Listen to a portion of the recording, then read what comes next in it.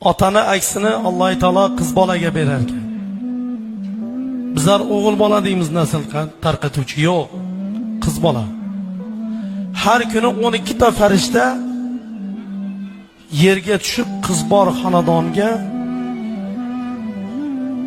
kelib 3 tasi istig'for aytar ekan ota-onasiga gunohlarni kechirish uchun. 3 tasi davlat tilar ekan o'sha darxonaga.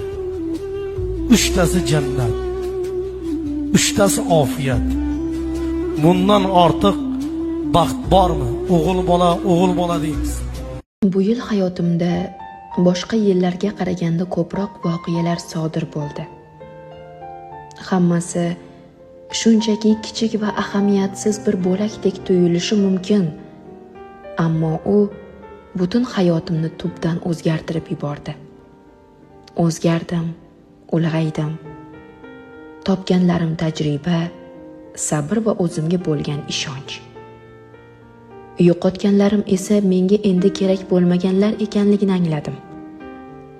Bu yil dunyoqarashimni, atrofdagi voqealarga va odamlarga nisbatan munosabatimni o'zgartirdi.